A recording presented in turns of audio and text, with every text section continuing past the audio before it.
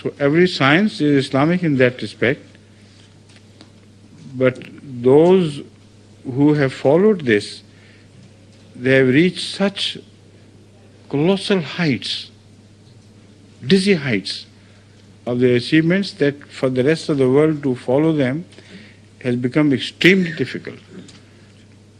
They are employing the rest of the world to support their sciences. So most of the great scientists in America who have done many major breakthroughs in many scientific fields are non-American in the sense that they originate from other countries.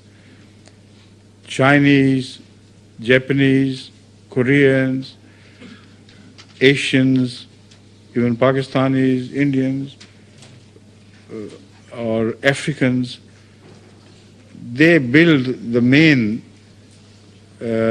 scientific team which supports the scientific ideas to progress.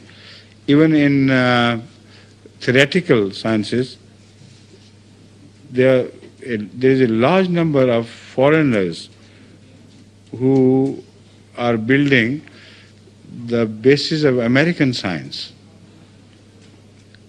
So ultimately it's all American. The gain is American.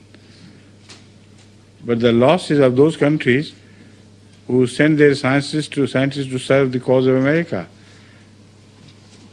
But in another way, it is something which is unavoidable, because American technology has developed in so many fields so much that these scientists, if they return to their own homes, they could not do anything,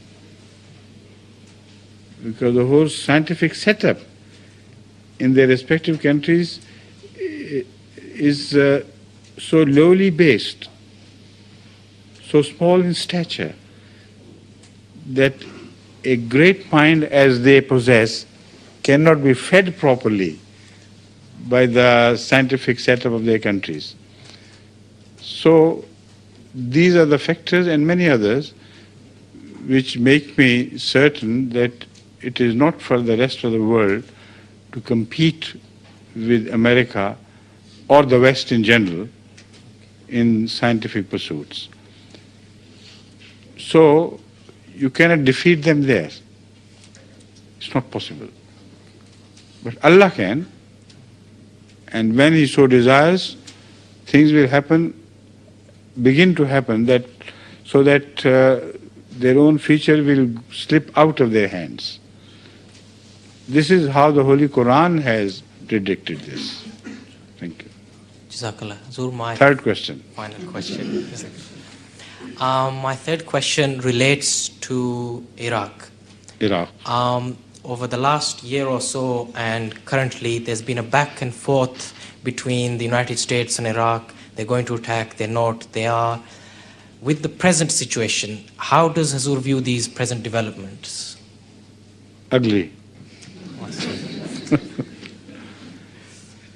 You see, it's a strange time when America and Britain and all the so-called free world people, they decide to destroy and kill a person in his own country. And they're not ashamed, they're not embarrassed at all.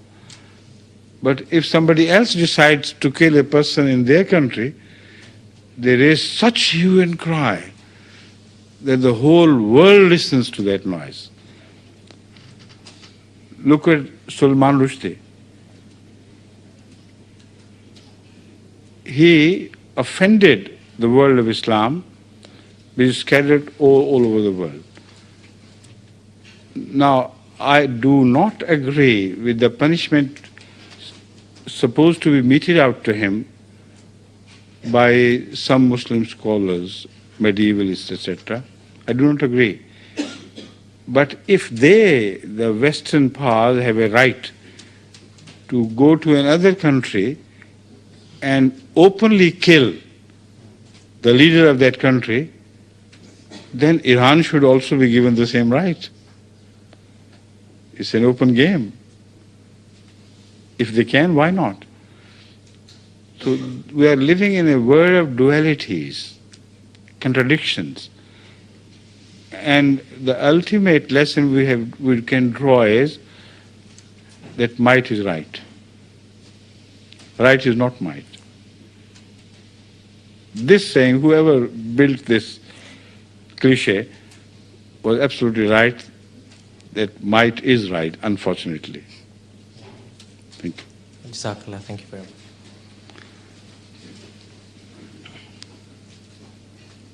Wa alaikum assalam. My question is in relation to war criminals. Pinochet, etc. Huh?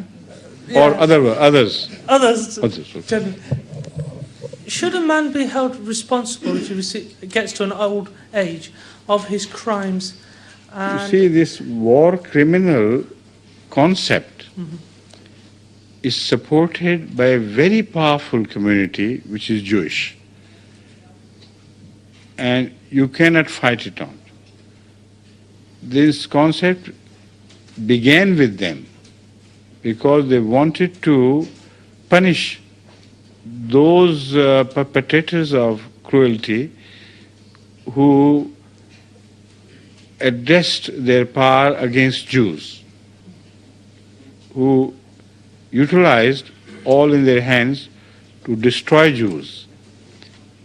Now, I don't want to go into the pros and cons of that matter, how far some people were justified or unjustified, and I do not want to open up the Pandora's box on the issue of whether Jewish claims are absolutely right or far more exaggerated. That's irrelevant. But the whole concept of punishing the war criminals emanates from the Jewish people, so that in future no one can dare do this to them. That is why, incidentally, when it happens in case of other such criminals, they have to support that as well. Whether it comes to a regular head or not, that's irrelevant. They're so powerful in that respect that in Sweden, for instance, they have published a literature about cruelties to Jews, etc., which is going to be distributed to 7 million houses by the Swedish government. Imagine how powerful they are, because they must have underwritten the expensive and told them to go ahead, and maybe they might have bribed the government in other ways as well. But even if not, they have such a strong hold on the world today, they can pursue their plan, their plots, etc., to the success which they visualize.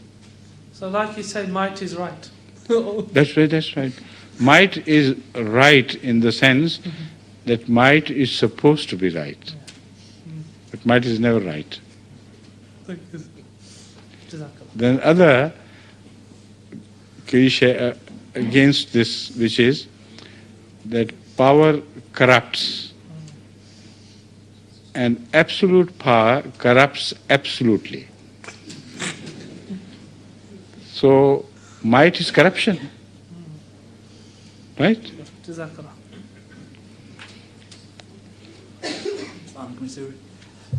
Hazur, my question is, your morning walks, how do they impact on your spirituality? What?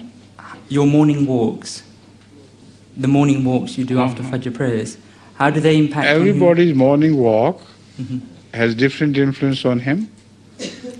So if you, while during your morning walks, you keep thinking of Allah and His nature and how He's created, so then naturally your spirituality is enhanced. But if you are thinking of some dirty things to which you return the moment you finish your walk, then it will destroy your spirituality.